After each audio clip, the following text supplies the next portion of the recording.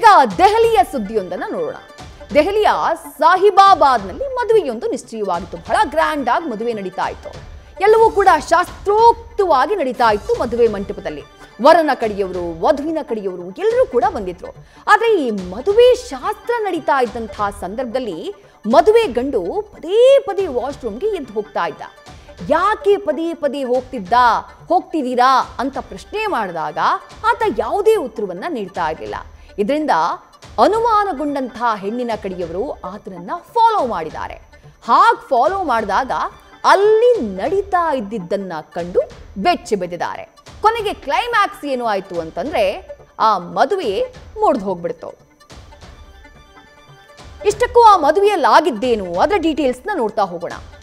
ದೆಹಲಿಯ ಸಾಹಿಬಾಬಾದ್ನಲ್ಲಿ ಈ ಮದುವೆ ಮುರಿದು ಬಿದ್ದಿತ್ತು.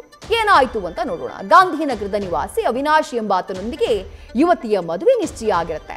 ಬಹಳ ಒಂದೆರಡು ತಿಂಗಳ ಪೂರ್ವ ತಯಾರಿ, ಸಾಕಷ್ಟು ಜನ ಗಣ್ಯರು ಬಂದಿದ್ರು.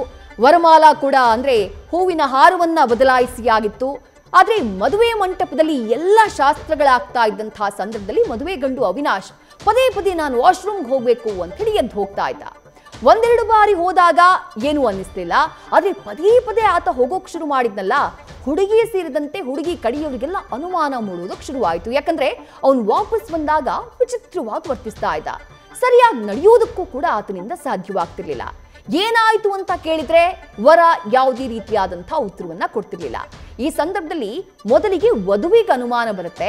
ಆಕೆ ತನ್ನ ಮನೆಯ ಕಡೆಯವರಿಗೆ ಹೇಳ್ತಾಳೆ, ಏನೋ ಆಗ್ತಾ ಇರಬೇಕು, ನೀವು ಆತನನ್ನ ಹಿಂಬಾಲಿಸಿ ಅಂತ ಹೇಳ್ತಾಳೆ. ಹಾಗೆ ಹೆಣ್ಣಿನ ಕಡೆಯವರು ವರ ಅವಿನಾಶ್ನನ್ನ ಹಿಂಬಾಲಿಸ್ಕೊಂಡು ಹೋದಾಗ ಕಾಣಿಸಿದ್ದೇನು ಅಂದ್ರೆ ಆತ ಸ್ಟೇಜ್ನ ಹಿಂಭಾಗದಲ್ಲಿ ತನ್ನ ಸ್ನೇಹಿತರ ಗ್ಯಾಂಗ್ ಜೊತೆ ಆಗಾಗ ಹೋಗಿ ಡ್ರಗ್ಸ್ ಸೇವನೆ ಮಾಡ್ಕೊಂಡು ಬರ್ತಾ ಇದ್ದ. ಇದು ಗೊತ್ತಾಗ್ತಾ ಇದ್ದ ಹಾಗೆ ಮದುವೆ ಮನೆಯಲ್ಲಿ ರಂಪಾಟ ಶುರುವಾಗಿದೆ. ಅವಿನಾಶ್ನೊಂದಿಗೆ ಮದುವೆಯಾಗುವುದಕ್ಕೆ ವಧು ನಿರಾಕರಿಸಿದ್ದಾಳೆ. ಮತ್ತೊಂದು ಕಡೆ ವರನ ಕುಟುಂಬಸ್ಥರು ಇದರಿಂದ ಗಲಾಟೆ ಮಾಡೋದಕ್ಕೆ ಶುರು ಮಾಡಿದ್ದಾರೆ.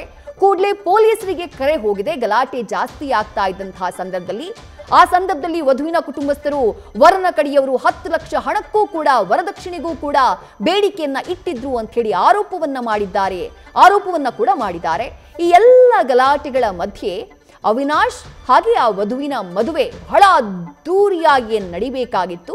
ಆ ಮದುವೆ ಮುರಿದು ಹೋಗ್ಬಿಟ್ಟಿದೆ. ನ್ಯೂಸ್ ಫಸ್ಟ್ ನಿರ್ಭೀತಿಯಿಂದ ನಿಮ್ಮ ಪರವಾಗಿ.